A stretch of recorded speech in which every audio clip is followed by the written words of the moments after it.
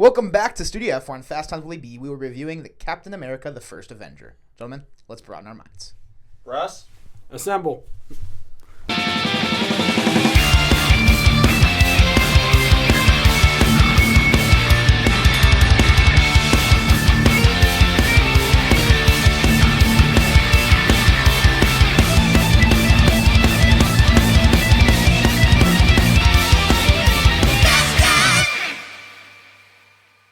Welcome back to Fast Times Willy B. I'm Willy B. I've got Drew with me and Kory with me. How you fellas doing?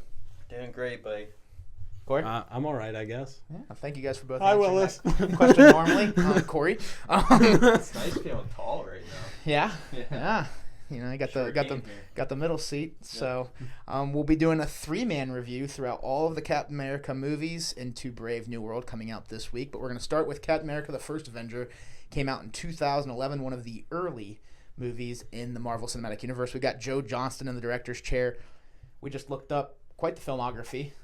We knew him obviously for Jurassic Park 3, and we just watched Wolfman Kory over there. The 2010 one. Wolf is what I would say. But he also had Jumanji, Honey, I Shrunk the Kids. What am I missing? He The Rocketeer. The Rocketeer, yeah, he had a lot more than October Sky. Yeah. So I feel like when we did the Wolfman review, we talked about his filmography and still forgot it. We 100% did. Because I knew, whenever we were talking about this earlier, I knew he did a bunch more movies and I couldn't remember what they were. Yeah. So I'm glad we looked that up before. But Jurassic Park 3 is the big one for me, obviously. But obviously this one, too, is a pretty good one. Cast-wise, we got Chris Evans making his start in the MCU, but not his start in comic book movies. No, certainly not. We've got Haley Atwell, who Love show. Drew loves her. We've got Hugo Weaving, hard pressed not to, who is a big name in the Joe Johnston cinematic universe, and a slew of us. Sebastian Stan, can't forget Bucky. Awesome, no, love you him. can't. But we'll start with the good. Where do you guys want to start? I'm gonna give it to you, Drewski. Okay, for me, before we get into the good, I just want to say this is an absolute classic to me. This is one of my Marvel comfort movies. Okay. You know, I'll go once every 6 months. I'm like, I can't find something to watch on Netflix. Yeah. I'll be like, I got the Captain movies on DVD. There you I'm go. gonna watch the first one. Just, they did such a good job building up why Steve is special. Yeah. You know, he's 5'2", 95 pounds, and he's still picking up fights, and he still wants to go. Yeah. Fighting the war, just... You get the iconic "I can do this all day" line for the first time. Dude, another thing, like, the Russos did such a good job with, like, the callbacks. There is so many callbacks that you forget about. Yeah. Mm-hmm. Yeah, it's an interesting one. I definitely love it. It's Captain America, man. I think my favorite part is that it's so, separated from the rest of the MCU in the sense that this is taking place obviously during the World War, right? And it doesn't really push the MCU story along, other than we get Captain America added to the Avengers group. We get our first introduction to the Tesseract. That's big. Well, that's true big too. Stuff. That's true big too. Stuff. And we obviously get introduced to a lot of characters that we see down the line too, like Howard Stark, and obviously Tony Stark being a big one in this universe. Peggy continues to be the sure. longest ongoing romantic. I almost called it an ongoing joke. We're still seeing Agent Carter and What If, and Sharon Carter. We saw her in Multiverse of Madness. She was in that as well. So that's right. Yeah. Yeah, we're still seeing absolutely Peggy along the way, which is nice. Obviously, this sets up the story too for Bucky becoming the Winter Soldier. So it lays the foundation for the MCU for sure. Yeah. But I love how the majority of this movie is just it's there. It's not it's not your big Civil War, we're gonna have a fight between all of the Avengers. It's just it really is an origin story. Yeah. As far as I go, I feel like the more time goes on and the more we watch a lot of these movies, it feels like the more phases we enter, they want to introduce more characters per movie. You know what I'm saying? Yeah. And it feels nice to go back to one of these ones where they don't... my favorite filmmakers, honestly, are people who have a really good concept and just nail it through and through and don't have to throw in extra crap to try to appease whoever. Just especially with a new character that you're introducing. At the time, Captain America was a B-list Marvel character. He wasn't even really A-list like he is now. Yeah. You really have to nail that. Yeah. And you really got to make it about him. And I think they could not have done much of a better job, truthfully. Something that I've got to throw in the good, and it comes with most Marvel movies, especially when you're talking, pre-Endgame before, or I would even say No Way Home before, casting. Yeah. I mean, Chris Evans, he is Steve Rogers. Sebastian Stan is, I couldn't imagine anyone else as Bucky. And across the board, Hugo Weaving as Red Skull was fantastic. Yeah. Still missing that one. Yeah. I just, especially the first 4 phases, like I said, they nailed casting, and this was one of the movies where they started it. I'll tell you what, man, the older I get, the more I appreciate the Tucci man. And getting to see him as a Tucci's such a goat. Dude, Tucci's He's good. so fun. Yeah. Especially in the movie, like, he has the most, behind Steve himself, maybe even in front of him, he has, like, the most heart in the movie. Yeah.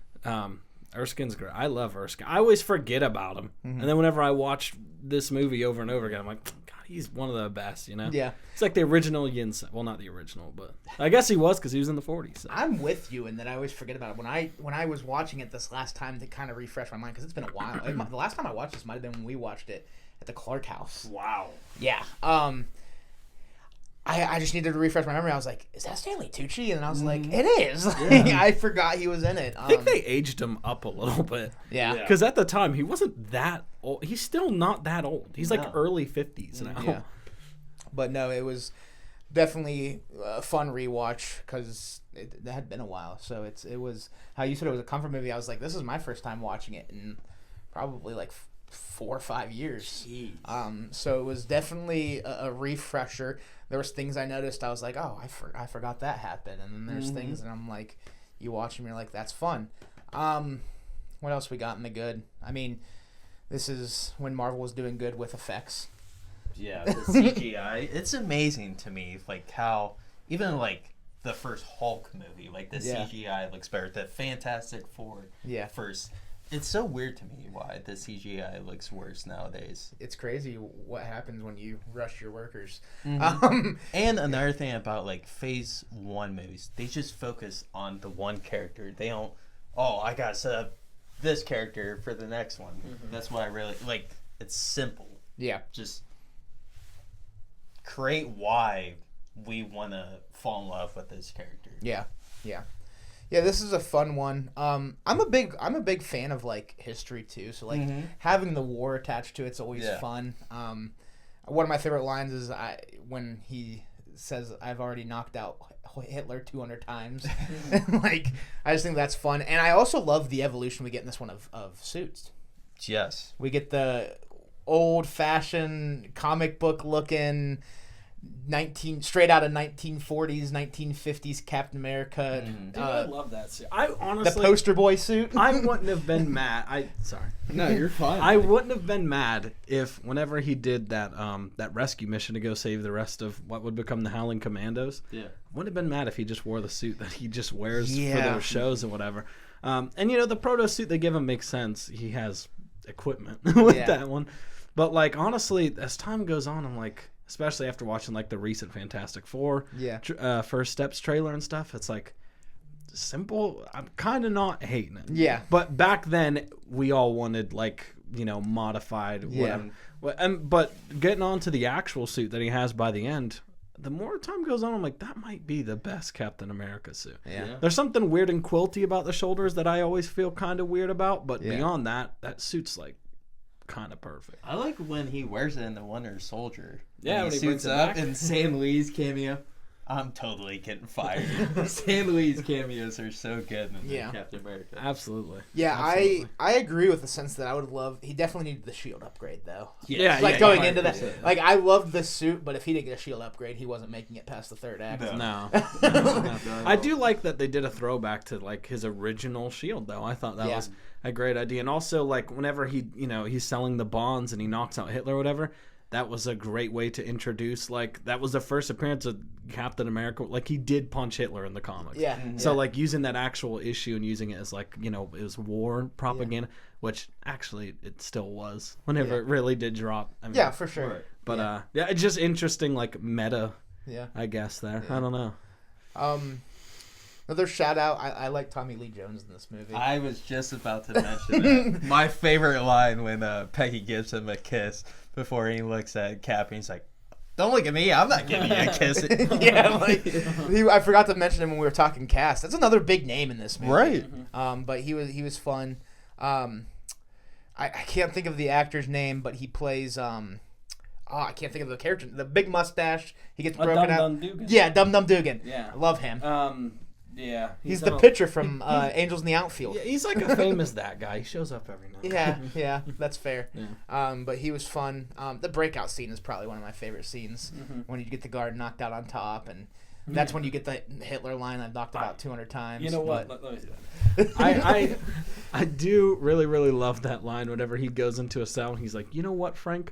One of these days I'm going to have my own stick. I think that's a pretty funny line. And then I just love the havoc that those prisoners that are let loose wreak on that hydro. Absolutely. Plant. They take over the tank. Dum Dugan takes over the tank. Dude. That stuff is hilarious. See, it's just one of my favorite scenes in the movie. What's great about this movie too is a lot of movies nowadays, you think like Top Gun Maverick or whatever, if there's a war going on between two places, they can never say who it is. They have to make it vague because they don't want to offend anybody. Yeah. We're allowed to fucking hate Nazis, so they're allowed to be like, Nazis are fucking stupid. Yeah. And we're all like, yeah, Captain America kicked you in the dick. What up? Yeah. Feels good. Honestly, feels good. It's a fun war propaganda movie. You know, it's funny because it really is, and some of the best movies are like Rocky IV is a war propaganda movie. Yep. I love watching Rocky IV. That is Cold War the movie. Yeah. And so sometimes you just need a movie that just shits on the opponent when it comes to war. I'd agree. America the Beautiful, right? Yeah. Yeah. Golden Age. I just lost all of my national followers if I have any. Yeah. Yeah, that's fair. But yeah, I think I do love America. I think they have a great anybody. adaptation. What I realized, because I always had kind of this moral quandary about like Captain America versus like America. Do you know what I'm saying? Because we're not perfect. No, I'm pissed off about certain things. So I kind of have a quandary there. But the more I think about it, the more I realize Steve is meant to represent the best of us. Yeah. That's the idea. None of us are Captain America. It even gets said later on. Yeah. Nobody's Steve. It's said by Zemo in Falcon and the Winter Soldier. Yeah. So he's supposed to be the best of us. He's supposed to stand for what we should be standing for. And I think that's, we could use more of that. For sure. You could say Steve is the real Marvel Jesus. Yeah. The righteous man. You could. Yeah, you could. I mean, if anybody's going to be it, it's not Deadpool. It's definitely not Deadpool. It's definitely not Deadpool. Oh, that was fun, though. Great movie, too. Yeah. Yes, it is. Yeah. Absolutely. A much needed hit for the MCU. Yes. The outrage it caused made me laugh, so I was happy about that, too. Yeah. Although, I mean... Heresy! The trailer we got from Fantastic Four, I've got some hope in that one, so... I do, too. Oh, my God. Yeah. I think we're all in the same boat there, but... Yeah, the First Avenger, it's funny because it's not by any means my favorite movie in the MCU. It's probably not even close. I wouldn't even put it top 15, but I agree with Drew that it is a movie that's comforting in a way. Oh, he's giving you the De Niro right now, and I am too.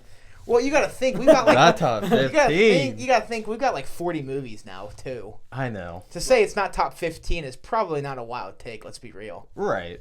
You're right. I mean, it just depends who you're talking to. I don't know where I have it. It might not be top 20. Nah, it might be top 20. I don't know. I don't even know where my rankings are. You got to do an MCU ranking. I know. Again. We'll all have to. That'd be a great video. Yeah. Oh. We'll have to do like a full future MCU plan. draft. Stay tuned. Stay tuned. But yeah, man, it's still great movie. Mm-hmm. Yeah. I mean, I think it's one of the best origin movies. I think when you're talking MCU, and especially the first 4 phases, there wasn't very many misses like there is now. Right. I think outside of the second, maybe first Thor movie, and some people how they feel about the Hulk, there's really not like. I mean, I enjoy them all. Yeah. Even the ones I think are my least favorite. Thor: The Dark World isn't by any means the worst movie I've ever watched. You know what I mean?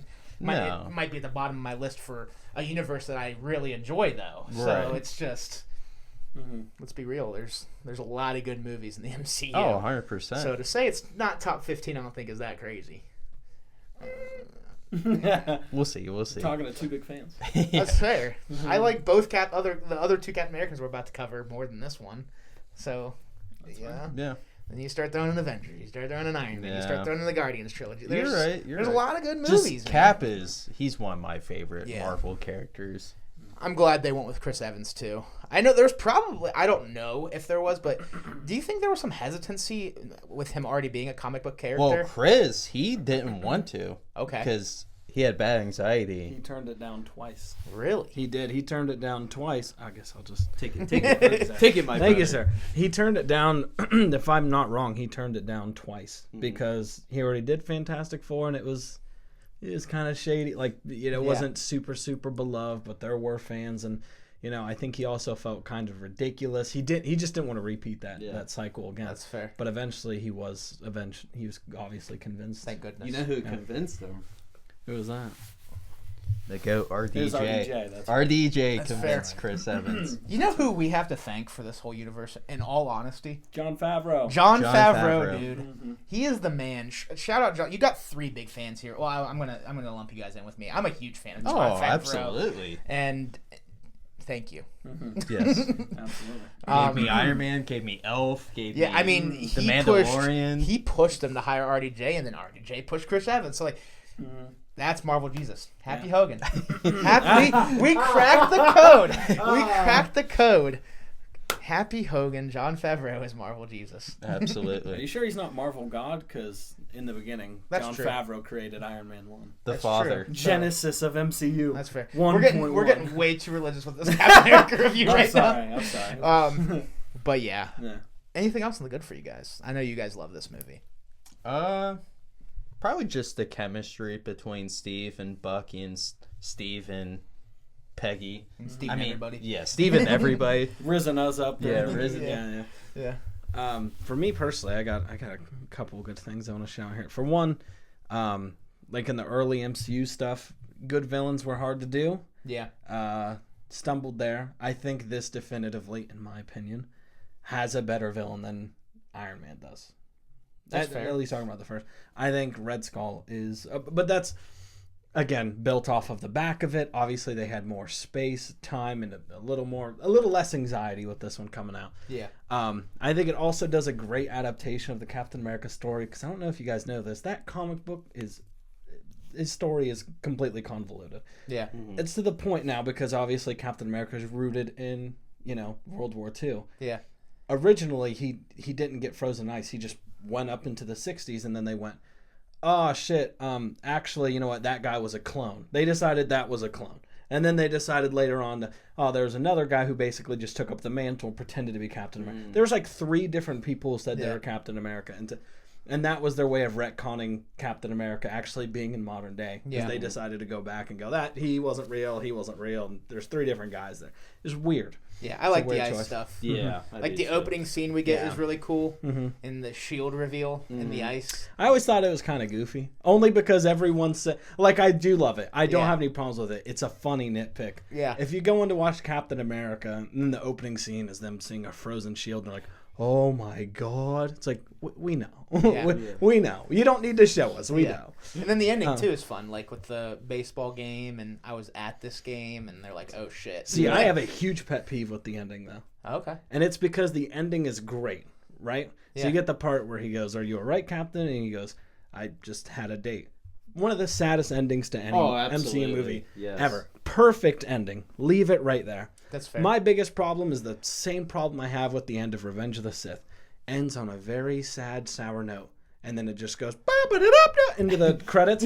Hate that. Just continue that somber tone and then finish that song out. Then do a da da da da da da whatever. Yeah. It kind of cuts that shit in a weird way. That's fair. I've always had a problem with that. But no, there's a lot to love there. I think Bucky is also a great adaptation. Yeah. Considering in the comics, Bucky was like a 14-year-old boy in World War II because they wanted to do the Batman and Robin thing. Yeah. And then their way of justifying it later down the line is they were like, well, one, he was 18. We just lied about his age. So he was an adult. And they also made it, Bucky was kind of a sociopath, and that's why they hired him to be, the sidekick of Captain America. So while Captain America was like saving kids and doing like the righteous thing, Bucky was the one who was like sniping people in the head and like poisoning water and stuff. Super fucked up retcon, which also makes sense when it leads into the Winter Soldier stuff and whatever, which I have a lot to say about the comic comparisons between those two. For sure. But I just think it's a great adaptation. I mean, this Captain America thing could have went plenty of ways. You ever seen that movie from the 90s or the one from the 70s? I've avoided it. I've avoided it as They're well. not good. They're bad. They're really bad. So this is a solid effort. There's no good comic book movies from the 70s. That's not true. I know. I just want to get the whole thing. I do like 78 Superman. I was just trying to see him lean forward and go, no. I was about to throw this microphone. So do we want to go to the meh? Sure. We can go to the meh. All right. I'm gonna start. I usually start the meh with I have nothing to bad if I don't have anything bad. I don't have anything to bad for this movie. Mm-hmm. I don't either. Any of my gripes are gonna be here in the meh. First one. At moments, it gets a little boring. I could agree with that. Yeah. Especially, it's the only MCU movie that involves World War II. So well, it's not even fair. that. Like, I enjoy World War II. I think like the long-going like musical number is something I never loved. Yeah. Where they're singing and he's selling war bonds. I love that scene. I don't know. It doesn't work too much for me either. I'm like, get this guy in the field. Something I'm gonna put in the meh is the CGI at one point, and I could never get over when Chris Evans is in that tiny body. It's just hilarious to me when Chris Evans is 5'2", but like before he gets turned into Super Soldier. I always like it's kind of funny to me. Oh, okay. It just doesn't look right. I thought I'm not saying the CGI is horrible. It's not bad, but it's not convincing either, if that's the word I'm trying to use. I was very convinced when I watched it as a kid, so I think I have goggles for that. That's like, fair. When I watch if you were 9 years old watching this, that's one thing. I mean, honestly, I think if you wouldn't know that he's going to grow larger, I think you probably wouldn't know. That's fair. See, the first time I watched this, because I started the MCU late.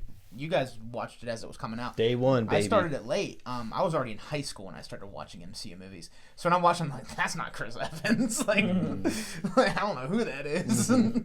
But, so that was just something that's always sat with me, and I probably have a similar opinion to, I guess, people that are probably older when they were introduced to the MCU. Other than that, though, I don't know. I don't know if I have anything. I really don't either. Just there's some dry spots in the movie. Yeah, there is. There is.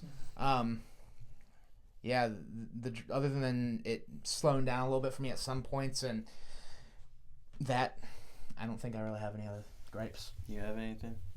I mean, in general, I do think the opening of the movie, and this kind of goes across the board for like a lot of the MCU in Phase 1, like even the first Avengers movie, for some reason the first 10 to 15 minutes are like strangely bad to me. Like I know. And this one in particular, it is a cool reveal of the shield and whatever, but something about that scene is like something about it is paced so slow and whatever. I don't like that end. But in my head, whenever the movie starts, I'm always expecting, him in line getting ready to, try to enlist again or whatever. I always forget that opening part, and every time I'm like, fuck. Whenever it starts. Yeah. I don't know if I have anything else. I don't really have anything either. Really? Why did he kiss the blonde girl? I mean, that was the first girl that showed interest in him. Also, is going for fondue just cheese and bread? Come on, Howard. That was a line. Let's be He's real. a start. Yeah. That was a line. I agree. No, but I enjoy this movie. Yeah. I feel like because my score is lower than you guys think I hate it, but I still enjoy it. You hate it. I hate this movie. What's wrong with you? I know. I'm kidding. So, anything for you in the matter? You kind of just No. Also, shoes are clean, dude. Hey, thank you, man. Thank you. I take care of my shoes. Hell yeah. Love it. But I guess we'll hop over to our final thoughts and ratings then. Drew, since you have the mic, I'll start with you. Final thoughts on the First Avenger, and what do you give it out of 10? Man, I definitely think we should do a rankings video. I think that would be fun. Yeah. Right now, I said it's a classic. I'm always going to love this movie. It's one of my comfort movies for superhero. Superhero is my favorite genre. I'm going to go somewhere in the 8s, like an 8 out of 10. 8 out of 10? I think it's my least favorite of the Cap trilogy, but it's still a damn good movie. Yeah. Kory? I have a lot of history with this movie because whenever it came out, I rewatched the MCU movies a lot when I was a kid on DVD, but I remember specifically this movie before Avengers came out. Captain America was probably the Marvel, other than the Sam Raimi Spider-Man movies. Captain America was the one I rewatched the most. Really? I couldn't tell you why. I loved it through and through. The message, the theme, also like the colors. Just seeing a band in bright red, blue, and dude, it's incredible. Yeah. I think it has a great soundtrack from Alan Silvestri. Yeah. I think it has pretty underrated cinematography at times. Yeah. Great CG, like doing that face replacement. I mean, that's a challenge in itself. At all. I think it was handled quite well. And also just getting Joe Johnston to do this era after doing The Rocketeer. I mean, it's a no-brainer. Yeah. And I think he does a phenomenal job of capturing the time of when things came out in the spirit of the early comics and modernizing it and bringing it to populace audience. I just think there's so much good in this movie. My score moved up. I'm going to give it a 9 out of 10. Okay. Respect. I thought my score was lower than yours. I thought you were going to sit around the same score as Kory. I'm like 8.5. Okay. For me, it's an 8 out of 10. It's just a great movie. It's, like I said, not one of my favorites. And yes, I probably have 15 MCU projects that are an 8 or higher. That would go ahead of this. It's just it's a universe I thoroughly enjoy. I find a lot of entertainment in most of these movies, and this is another one. I mean, it's a, like you said. I mean, Kory said everything you need to say. It's a great origin story. It's basically everything you'd want from the start of Captain America, and I think because of it, it laid a foundation that allowed the second and third one to be even better, in my opinion. Yeah. And we'll get into those this week, which will be a lot of fun. But yeah, I think I enjoyed it a little more in the rewatch, but I kept my score the same. I didn't think it was enough to jump to a 9, but I still really like this movie. Yeah. That'll do it for Captain America: The First Avenger. Drew, thank you for coming on. Kory, thank you for coming on. Thank you all for watching. If you like what you're watching, check out some other videos. Hit the subscribe button. Follow the social links down below. Go check out Drew's channel. He does great content as well. And stick around. We've got some more Captain America movies to talk about. So if you like this, there's more to come. We'll talk to y'all soon. Peace.